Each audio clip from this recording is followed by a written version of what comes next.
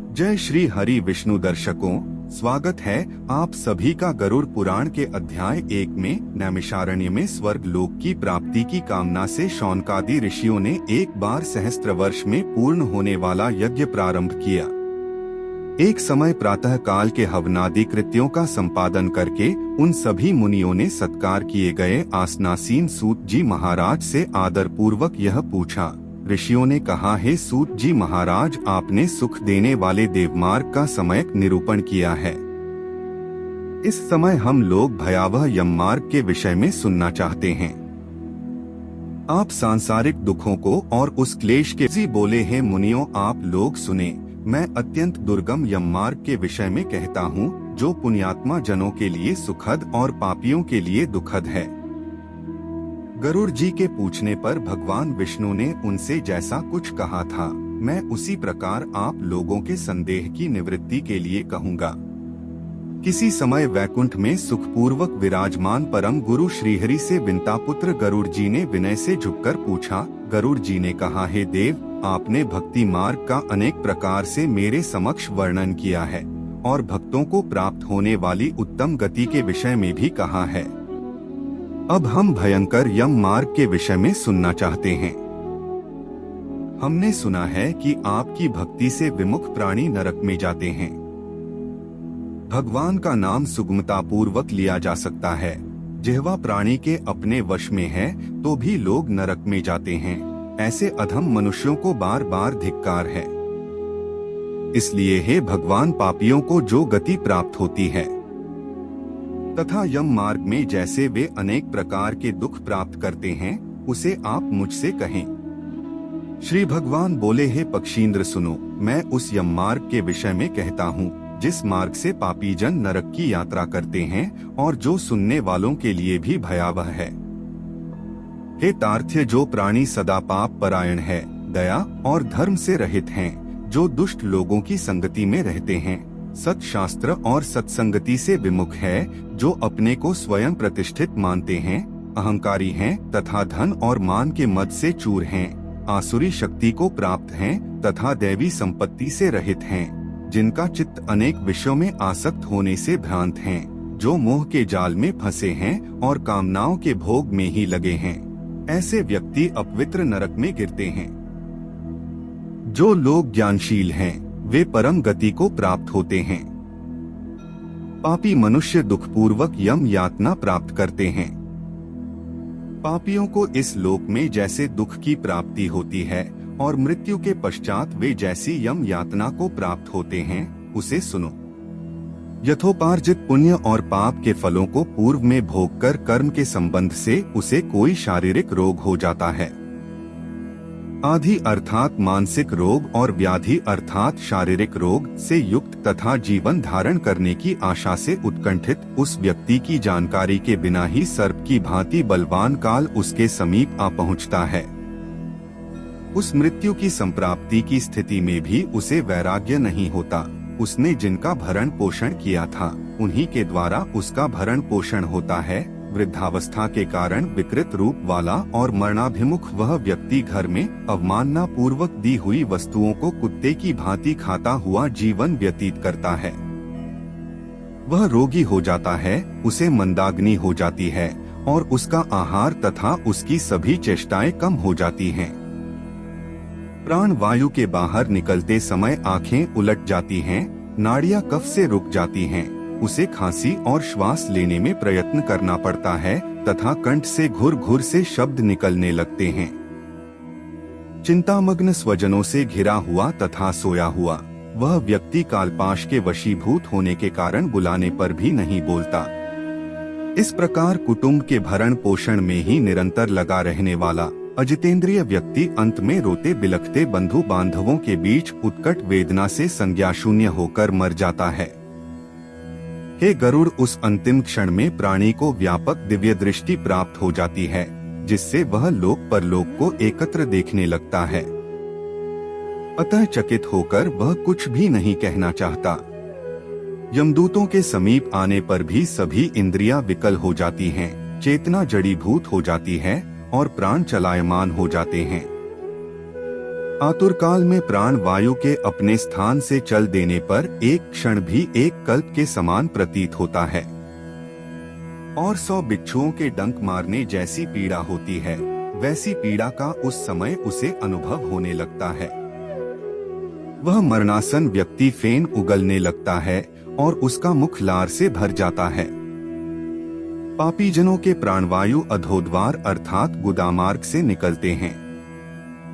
उस समय दोनों हाथों में पाश और दंड धारण किए नग्न दांतों को कटकटाते हुए क्रोधपूर्ण नेत्र वाले यम के 2 भयंकर दूत समीप में आते हैं। उनके केश ऊपर की ओर उठे होते हैं, वे कौए के समान काले होते हैं और टेढ़े मुख वाले होते हैं तथा उनके नख आयुध की भांति होते हैं। उन्हें देखकर भयभीत हृदय वाला वह मरणासन्न प्राणी मल मूत्र का विसर्जन करने लगता है। अपने 5 भौतिक शरीर से हाय हाय करते हुए निकलता हुआ तथा यमदूतों के द्वारा पकड़ा हुआ वह अंगुष्ठ मात्र प्रमाण का पुरुष अपने घर को देखता हुआ यमदूतों के द्वारा यातना देह से ढक कर के गले में बलपूर्वक पाशों से बांधकर सुदूर यम मार्ग यातना के लिए उसी प्रकार ले जाया जाता है जिस प्रकार राजपुरुष दंडनीय अपराधी को ले जाते हैं। इस प्रकार ले जाते हुए उस जीव को यम के दूत तर्जना करके डराते हैं और नरकों के तीव्र भय का पुनः पुनः वर्णन करते हैं। यमदूत कहते हैं, रे दुष्ट शीघ्र चल, तुम यमलोक जाओगे, आज तुम्हें हम सब कुंभीपाक आदि नरकों में शीघ्र ही ले जाएंगे। इस प्रकार यमदूतों की वाणी तथा बंधु बांधवों का रुदन सुनता हुआ वह जीव जोर से हाहाकार करके विलाप करता है और यमदूतों के द्वारा प्रताड़ित किया जाता है। यमदूतों की तर्जनाओं से उसका हृदय विदीर्ण हो जाता है, वह कांपने लगता है, रास्ते में कुत्ते काटते हैं और अपने पापों का स्मरण करता हुआ वह पीड़ित जीव यम मार्ग में चलता है। भूख और प्यास से पीड़ित होकर सूर्य, दावाग्नि एवं वायु के झोंकों से संतृप्त होते हुए और यमदूतों के द्वारा पीठ पर कोड़े से पीटे जाते हुए उस जीव को तपी हुई बालुका से पूर्ण तथा विश्राम रहित और जल रहित मार्ग पर असमर्थ होते हुए भी बड़ी कठिनाई से चलना पड़ता है।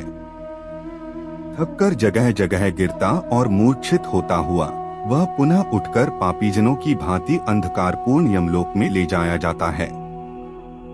2 अथवा 3 मुहूर्त में वह मनुष्य वहां पहुंचाया जाता है और यमदूत उसे घोर नरक यातनाओं को दिखाते हैं।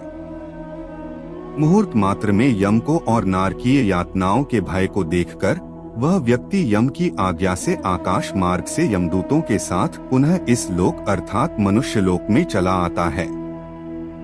मनुष्य लोक में आकर अबादी वासना से बद्ध वह जीव देह में प्रविष्ट होने की इच्छा रखता है, किंतु यमदूतों द्वारा पकड़कर पाश में बांध दिए जाने से भूख और प्यास से अत्यंत पीड़ित होकर रोता है। हे ताक्ष्य, वह पातकी प्राणी पुत्रों से दिए हुए पिंड तथा आतुर काल में दिए हुए दान को प्राप्त करता है तो भी उस नास्तिक को तृप्ति नहीं होती। पुत्रादि के द्वारा पापियों के उद्देश्य से किए गए श्राद्ध, दान तथा जलांजलि उनके पास ठहरती नहीं।